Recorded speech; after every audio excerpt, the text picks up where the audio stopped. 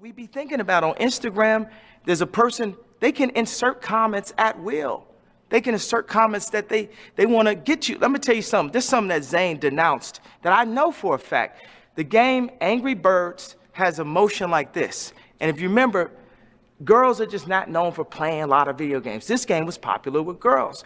It was a scientific calculation that this set off a certain dopamine specifically in the female mind. What else go like this? Tinder. What else? Instagram. Instagram. So the funny thing is the people that control that, rappers be talking about, I got your bitch. Instagram got your bitch. Instagram got your bitch. Like, I'm sorry, I know my Christian scorecard just went down for using a profane piece of language. You ain't got your Instagram, got all y'all, because they going to do it for the gram before they do it to you. They going to send a picture to the gram before they send it to you. Social media doing more to hurt families than it is to help families, and families are the key to health. Shalom to everyone who is watching this video. This channel is for those who desire to live biblically, which is according to the precepts given to us by the Creator in what's called the Holy Bible, and opposed to living Babylonian, which is according to the precepts and influences that come from the controllers of modern society.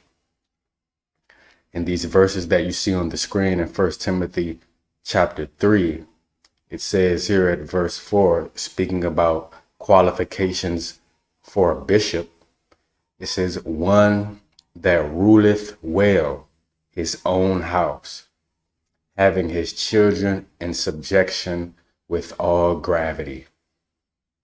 For if a man know not how to rule his own house, how shall he take care of the church of God? Biblically speaking, as this video will cover, a man is supposed to rule his own household. As a man in today's time, you can rule yourself, but in this video, I'm referring to ruling a full household that includes your wife or wives, as well as your own biological children. For most men in this society, there will be rare exceptions, as there always are. But for most men, this will never be a reality, because as Kanye West just stated in the video that we just saw in the beginning, the woman who could have been your proper wife, even if you're a biblical man, even if you're attempting and endeavoring to keep the commandments and be a righteous brother, the woman who could have been your proper wife in another time period or another culture cannot be your wife now, because her mind is ruled by Instagram, TikTok, Snapchat, Facebook, Twitter, Tinder, Bumble, etc. Not to mention her job, her college, etc. Therefore, you cannot rule her, because in her mind, these things take precedence over being a biblical wife, and their influence is stronger on her than your influence is. And if you have children with her, the state will rule over them via the family court system, and even dictate to you when you are allowed to see them. Let's listen into this short clip of a man who went by the name of Rabbi Finkelstein, who was interviewed many years ago. And I did hear this interview back when it originally broadcasted. You know, I had a conversation here not long ago with an individual, and I got into the feminist homosexual agenda in the United States. Would you want to discuss on that? Yeah, we got that going back in the early 1900s. The women's rights movement, we started off See, when you're gonna have a game and you got a bigger goal, you can't go in like a Sherman tank going through something. You gotta start a little small.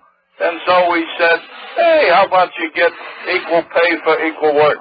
And women have the right to vote. And everybody bought into that. And we started with the women because it's hard to get the men. The women are the weaker sex, as we know from that old Adam and Eve story of yours. But at any rate, we got the women going. And now look at all the women. Most all of them around the world, especially here in America, they got short hair. They got a schwarzer for a boyfriend. They got a lesbian lover. They're married by the time they're 40. But then they can't have too many little children themselves because they've already ruined those years chasing the almighty gold, the dollar, the shekel. And so they're going to wind up a bunch of old maids because nobody wants them. You know, it's interesting. I've told people for years and years, it's not that you are hiding anything. You're coming right out on television, in the newspapers, on the radio, and you're telling the people exactly what you're going to do before you do it, and they're like they're brain dead. Well, we did a good job with the public school system. We got you to put all of your children in there. You notice that the Jew doesn't put his children in there. They go to the Hebrew Academy where we teach them the real things, and then they go to the synagogue and they learn the real important things. But we send your kids to the public school. We even have you tax yourself from your property so that you never own your property. And so if you don't make your property tax, we're going to take your property. You can bet on that.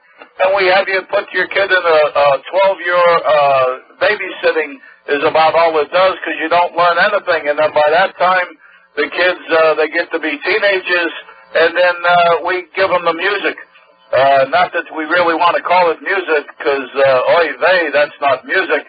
But they listen to that, and then they want to do what they want to do, and so we sell them drugs, and we make a lot of money off your children. Your children from cradle to grave. All we do is make money off of them. Your cattle, your goyim, the human cattle. Mazel tov. The powers that be funded the women's liberation movement, but it wasn't to help women. It was to be able to tax women, which they couldn't do before women's liberation. Because for those who don't know, we are all viewed as tax slaves or debt slaves. But it was also to dismantle the family unit, which gives them more control over the people. Because since there are no longer hardly any man-led families that live by and teach biblical principles, people are more easily influenced and controlled by the principles of modern-day Babylon. The primary thing that truly controls people on a large scale is the culture that they live in. This is why in biblical culture, which is founded on the law of the Most High, there are so many laws and regulations, because that's what controls people. For example, if you tell someone that committing adultery is bad, they don't care about that. But if you tell them that they will be ostracized from society and even put to death for committing adultery, as was the case in biblical times, then there would be much less adultery. Let's listen to this short clip of the late Aaron Russo, who was a friend of Nick Rockefeller. And for those who don't know, the Rockefellers are one of the elite banking families of the world. Let's hear him speak on what Nick Rockefeller told him about the reason why they financially funded women's liberation. He was at the house one night, and we were talking, and he started laughing. He said, "Aaron, what do you think women's liberation was about?" And I said, I had pretty conventional thinking about it at that point. I said, I think it's about women having the right to work, getting equal pay with men, just like they won the right to vote, you know? And he started to laugh. He said, "You're an idiot." And I said, "Why am I an idiot?" He said, let me tell you what that was about. We, the Rockefellers, funded that. We funded women's lib, you know? And we're the ones who got all over the newspapers and television, the Rockefeller Foundation. He says, and you want to know why? He says there were two primary reasons. And they were, one reason was we couldn't tax half the population before women's lib. And the second reason was now we get the kids in school at an early age. We can indoctrinate the kids how to think. It breaks up the family. The kids start looking at the state as the family, as the school, as the officials, as their family, not as the parents teaching them. And so those are the two primary reasons for women's lib, which I thought up to that point was a noble thing. You know, when I saw their intentions behind it, where they were coming from when they created it, the thought of it, I saw the evil behind what I thought was a noble adventure.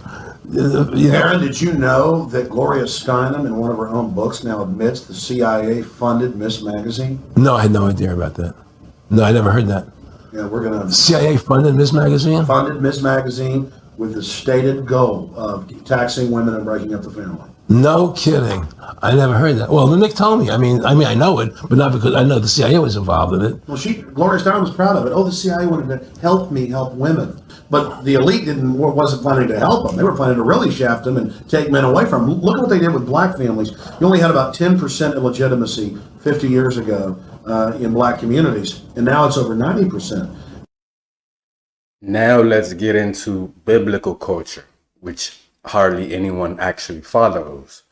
Here in Genesis 2:18, we see why women were created. That's important to understand as a foundation. Whenever you're looking for a foundation, you always start at the beginning. It says here, and the Lord God said, it is not good that the man should be alone. I will make him an help meet for him. Adam was already created, and the Most High said, it's not good that he's alone. I will make him a help meet for him. What does meet mean? Meet means suitable. Eve was created, or the Hebrew Hawa, to be a suitable help for Adam. That's why she was created. That's the purpose of women being created, to help men, help their husbands. After they sinned, Adam and Eve, this is what Eve was told. This is in Genesis 3:16. Unto the woman he said, I will greatly multiply thy sorrow and thy conception.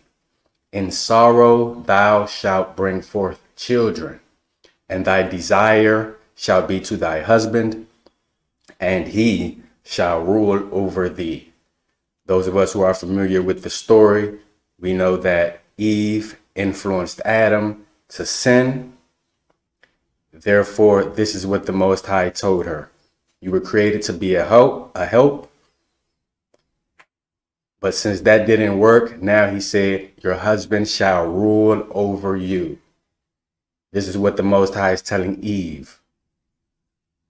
Here in 1 Corinthians chapter 11, in verse 8, it says, for the man is not of the woman, but the woman of the man. That means originally, the man did not come from the woman, but the woman came from the man. We know that the Bible says Eve was created from Adam's rib. That means she came from him. And then in verse 9, it says, neither was the man created for the woman, but the woman for the man. That means the man was not created for the woman. But why was the woman created? For the man.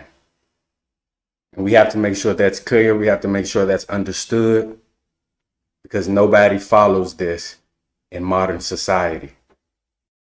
We live in the social, economic, political system of the bloodline families whose goal it is to have a one world government under their authority, and ultimately under the authority of the man the Bible calls the man of sin, more commonly known as the Antichrist. Therefore, the common man has no authority to rule over his wife and children. It doesn't matter how much you explain or try to convince women, modern women, to submit. And here's the reason why. According to the Bible, women and children are considered to be spoils of war. When one nation of men conquers another nation of men, they take the property of that nation for themselves. This is why the law of the Hebrews states that when the Israelites are fighting against a nation that does not inhabit the land of Canaan, they are to kill all the men, but are to take the women and children for themselves, because they're taking the spoil for themselves, and women and children are considered included in the category of spoils. Here in Deuteronomy chapter 20, verse 13 and 14, it says, "And when the Lord thy God hath delivered it into thine hands, thou shalt smite every male thereof with the edge of the sword. But the women and the little ones and the cattle and all that is in the city, even all the spoil thereof, shalt thou take unto thyself." So I'm going to read that again. It says, the women and the little ones and the cattle and all that is in the city, even all the spoil thereof. That means everything that was just mentioned is included in the category of spoils. It says, shalt thou take unto thyself, and thou shalt eat the spoil of thine enemies, which the Lord thy God hath given thee.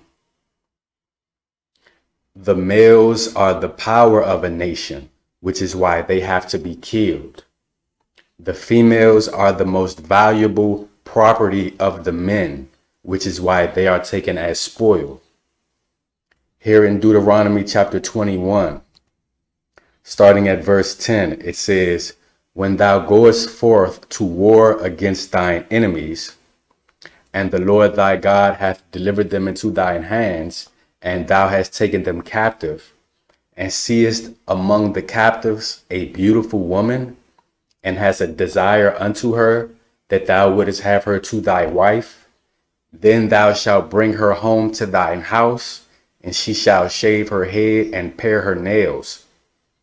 And she shall put the raiment of her captivity from off her, and shall remain in thine house, and bewail her father and her mother a full month. And after that thou shalt go in unto her, and be her husband, and she shall be thy wife." As we just read here, when the Israelites go to war with a nation that is outside of the land of Canaan, an individual Israelite man may take an individual woman for himself as his wife if he wants to. He has to bring her to his house and give her a month to mourn the loss of her parents. Then he is to shave her head and pare her nails, which is a part of the process of humbling her. After that, he's allowed to keep her as his wife. This concept of taking women as spoils of war is not unique to the Hebrews. Many other ancient cultures followed this principle and protocol as well. The women being taken captive eventually capitulate to the will of their captors. As time progresses, these women learn to respect and honor and obey the new culture that they're in, the men that are ruling the culture. This is why the men who rule the world today have the power over modern women. This is Numbers chapter 31, starting at verse 14. This is speaking about when the children of Israel went to war against the Midianites, and they took the spoil of war for themselves. It says in verse 14, "And Moses was wroth with the officers of the host, with the captains over thousands and captains over hundreds, which came from the battle. And Moses said unto them, Have you saved all the women alive? Behold, these caused the children of Israel, through the counsel of Balaam, to commit trespass against the Lord in the matter of Peor, and there was a plague among the children of the Lord. In other words, Moses is angry that they saved all the women alive or took all the women for spoils of war. And he explained why in verse 16. It's because they influenced the children of Israel to do false worship in the matter of Peor. And it says in verse 17, now therefore kill every male among the little ones, and kill every woman that hath known man by lying with him. In other words, you've already killed the men, now kill the male children and all of the females who are not virgins. Verse 18 says, but all the women children that have not known a man by lying with him, keep alive for yourselves. In other words, keep all of the virgin women for yourselves. They are now your spoils of war. They are your property. They are a part of the booty. Later on in the chapter, in verse 32, it says, and the booty, being the rest of the prey which the men of war had caught, was 600,000 and 70,000 and 5,000 sheep, and threescore and 12,000 beeves, and threescore and 1,000 asses, and 32,000 persons in all, of women that had not known man by lying with him. In other words, they took 32,000 virgin women for themselves. And as it says in verse 32, they were a part of the booty. They are now the property of the men of Israel, and many of these women went on to be the mothers of many of the children of Israel. Biblically speaking, a woman is the property or possession of her husband. This is from the viewpoint of Hebraic culture, which again is biblical culture, which is based on the precepts of the scriptures. And by property or possession, I don't mean in a demeaning sense. And I have to say that because in the modern westernized mind, this sounds demeaning, but to the ancient Hebraic mind, this concept carries no demeaning connotation whatsoever. Virtuous women were considered to be highly valuable. As it says here in Ecclesiasticus chapter 36, verse 24, he that getteth a wife beginneth a possession, a help like unto himself, and a pillar of rest. So as it says here, a man that has a wife has a possession. She says possession because she belongs to him. It also says a help like unto himself. She's supposed to be of the same mind as him. They're supposed to be one, not in constant discord, not in constant disagreement. And she's supposed to be a pillar of rest. She's supposed to be a comfort for him. In the beginning of this video, we read that the woman was created for the man, but the man was not created for her. This is why when we read in the 10 Commandments, the 10th commandment says the following: thou shalt not covet thy neighbor's house. Thou shalt not covet thy neighbor's wife, nor his manservant, nor his maidservant, nor his ox, nor his ass, nor anything that is thy neighbor's. As it says here, a man is not supposed to covet anything that belongs to his neighbor. Covet means to lust for something that you're not supposed to have, to desire something that you're not supposed to have. In this context, because it belongs to someone else. The things listed here are all the property or the possession of the neighbor. The servants, and by the way, the word here for manservant is abed, and the word here for maidservant is amah, which can actually mean slaves as well. The animals, whether it be the ox, the ass, etc., and including the wife or the woman. These are all considered to be the property of the neighbor, which is why it is a sin to desire them. This is a part of the reason why when the woman is transferred from her father's authority to her husband's authority, the husband pays a dowry or what's called a mohar. This is a sort of payment for the wife. As it says here in verse 16, and if a man entice a maid that is not betrothed and lie with her, he shall surely endow her to be his wife. He has to pay the mohar.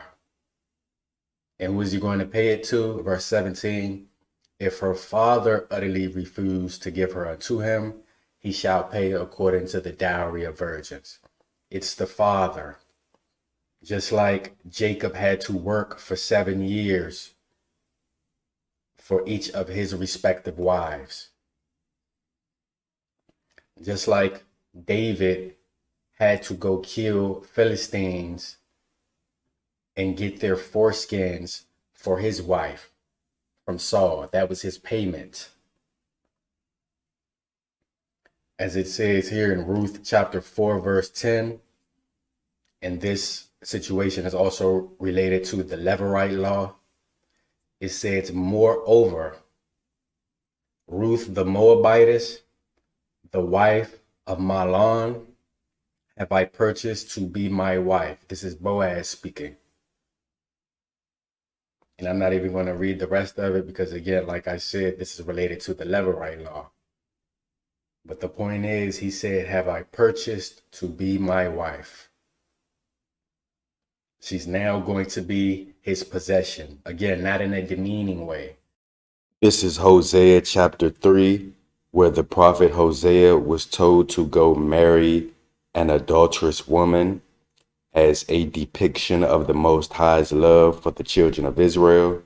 And it says in verse 1, then said the Lord unto me, go yet, love a woman beloved of her friend, yet an adulteress, according to the love of the Lord toward the children of Israel, who look to other gods and love flagons of wine. So again, he's marrying a woman who was a whore or an adulteress, which some believe was his former wife. As it says in verse 2, so I bought her to me for 15 pieces of silver, and for an homer of barley, and an half homer of barley. As it says in verse 2, he bought the woman to him. She's now his possession. And the price he paid was lower than the standard price that you would pay for a virgin, because obviously she's not a virgin. And then in verse 3, he says, and I said unto her, thou shalt abide for me many days. Thou shalt not play the harlot, and thou shalt not be for another man. So will I also be for thee. So again, he bought her to him, and she now belongs to him as his possession and his property. In biblical culture, it's considered to be a protection for the woman, for her to be under a man's headship, leadership, and authority. As it says here in Psalm 128, speaking about the biblical man, it says, thy wife shall be as a fruitful vine by the sides of thine house, thy children like olive plants round about thy table. Behold, that thus shall the man be blessed that feareth the Lord. As you see here, the wife is being metaphorically compared to a fruitful vine by the side of the man's house, which is to say that she's a decoration and she's profitable and beneficial for his home. But he is still the ruler and owner of the home. It's his house. The children are also said to be like olive plants around the man's table, which is to say that they too are valuable additions to his household. But again, everything in the household is being ruled over by him. This is Esther chapter 1, and we're going to read this because this is a prime example of the foundation that needs to be laid in order for men to rule in their households on a large scale, on a grand scale. It says, starting at verse 10, on the seventh day, when the heart of the king was merry with wine, he commanded Mehuman, Biztha, Harbona, Bigtha, and Abagtha, Zethar, and Carcass, the 7 chamberlains that served in the presence of Ahasuerus the king, to bring Vashti the queen before the king with the crown royal, to show the people and the princess her beauty, for she was fair to look on. So the king told his chamberlains to go get his wife, go get the queen, and tell her to come and show herself, come with the royal crown, because she's beautiful. So he sent for the queen. Verse 12, but the queen Vashti refused to come at the king's commandment by his chamberlains. Therefore was the king very wrath, and his anger burned in him. So Vashti is feeling herself. She refused to listen to her husband. She rebelled against his commandment. She disregarded it. Verse 13, then the king said to the wise men, which knew the times, for so was the king's manner toward all that knew law and judgment. And the next unto him was Karshena, Shethar, Admatha, Tarshish, Meres, Marsena, and Memucan, the 7 princes of Persia and Media, which saw the king's face, and which sat the first in the kingdom. What shall we do unto the queen Vashti according to law? Because she hath not performed the commandment of the king Ahasuerus by the chamberlain. So the king is asking his wise men, so to speak, what should he do? He's asking his advisors. He's asking the 7 princes of Persia and Media, what should he do about his wife disobeying him according to the law? Verse 16 says, and Memucan answered before the king and the princes, Vashti the queen hath not done wrong to the king only, but also to all the princes and to all the people that are in all the provinces of the king Ahasuerus. For this deed of the queen shall come abroad unto all women, so that they shall despise their husbands in their eyes, when it shall be reported. The king Ahasuerus commanded Vashti the queen to be brought in before him, but she came not. In other words, Memucan is informing King Ahasuerus that what your wife did, what Queen Vashti did, is going to be an influence on all of the other women in the kingdom who hear about what happened. In other words, it's going to influence them to be feminists. It's going to turn this kingdom into a feminist kingdom, such as we have today, where women, as it says in verse 17, despise their husbands. They don't have respect for their husbands. They don't submit to or obey their husbands. They disregard their husbands. So he said, because they see Queen Vashti doing this, they're going to do the same thing. Just like modern women today see the celebrity women, the Jada Pinketts. They see them disrespecting their husbands. They see them committing adultery and doing whatever they want. So they're going to do the same thing. Verse 18 says, likewise shall the ladies of Persia and Media say this day unto all the king's princes, which have heard of the deed of the queen. Thus shall there arise too much contempt and wrath. So he said, not only for the common people, but they're going to say the same. The women are going to say the same thing to us, the princes. It says in verse 19, if it please the king, let there go a royal commandment from him, and let it be written among the laws of the Persians and the Medes, that it be not altered, that Vashti come no more before the king Ahasuerus, and let the king give her royal estate unto another that is better than she. And when the king's decree which he shall make shall be published throughout all his empire, for it is great, all the wives shall give to their husbands honor, both to great and small. In other words, we need to make an example out of Vashti. A good example out of Vashti. That there's punishment when you disobey your husband and you disrespect him and disregard him. That there's consequences for that. Verse 21, and the saying pleased the king and the princes, and the king did according to the word of Memucan. For he sent letters into all the king's provinces, into every province according to the writing thereof, and to every people after their language, that every man should bear rule in his own house. I'm going to read that one more time. That every man should bear rule in his own house, and that it should be published according to the language of every people.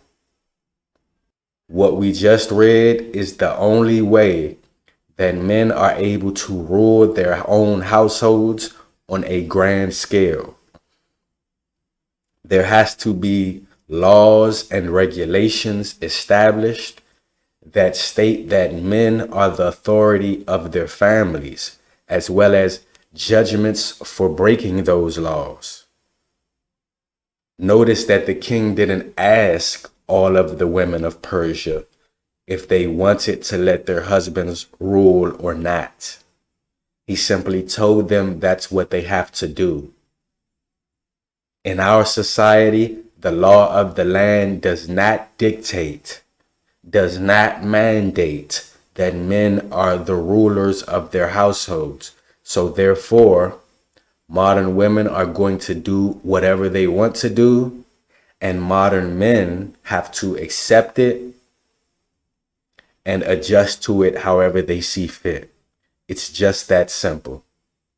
Overall, before the Messiah returns, we will not see men ruling their households, even biblical men, even righteous men. Why is that? It's because the biblical man, the Hebrew man, is not currently in power in the world today. Therefore, the laws of the Most High, such as you read in Numbers chapter 30, the precepts of the scriptures, are not what govern the world today, are not what regulate the family today. Here in 1 Peter chapter 3, verse 1, it says, likewise, ye wives, be in subjection to your own husbands, that if any obey not the word, they also may without the word be won by the conversation of the wives, while they behold your chaste conversation coupled with fear. That means that wives are supposed to be in subjection or submission to their husbands, even if their husbands are not obeying the word, so that they may be a good influence on their husbands. That's why it says that they also may without the word be won. What does be won mean? It means be won over to Christ, be won over to the faith by the conversation of the wives, while they behold your chaste conversation coupled with fear. While they behold the righteous conversation of their wives coupled with fear, talking about the fear of the Most High. The holy conversation of the wives. The holy conduct of the wives. So this is clear that even if a husband is not being righteous, his wife is still supposed to submit to him. Now, obviously, if he's telling her to steal or to kill or to commit adultery, etc., she should not do those things, because those things are clearly contrary to the Most High's will. Notice also, by the way, that the entire so-called New Testament was written while the Israelites were in captivity under the Romans. They were under Roman authority because of their sins and because of the curses that the Most High put on them. This means that Hebrew men were not perfect during this time that this was written, that we're reading. And many were sinners, just like they are today. Yet and still, the so-called New Testament makes it clear several times that the Most High still wants the family structure to be the same, with the man as the head and ruler of his wife and children. So irregardless of all of the flaws that men may have and that women may point out, men are still supposed to be in the position of authority and leadership, regardless. I once showed a woman this scripture and she told me that it was my opinion. She said that the scripture was my opinion. And since there's no one ostracizing her for not obeying the scriptures, since there's no one shaming her for it, since there's no one punishing her for it, she's going to continue to ignore the scripture. That's how that works. Therefore, the only solution is the fall of Babylon and the reset of the world, which will take place at the return of the Messiah. And as I've explained in previous videos, the people who miss the first resurrection but are still alive when Christ returns and are allowed to survive will still be in standard flesh bodies going into the millennial reign of Christ. And they will continue to get married and to have children and to populate the earth. Again, I'm referring to the 1,000-year reign of Christ, which is before the great white throne judgment that you read about in Revelation 20, and before New Jerusalem descends from heaven to earth, as you read in Revelation 21. So until Mashiach returns, only the very few elect will be able to comprehend and appreciate the value of biblical family structure and living accordingly. Very few men and women are going to do that. Shalom.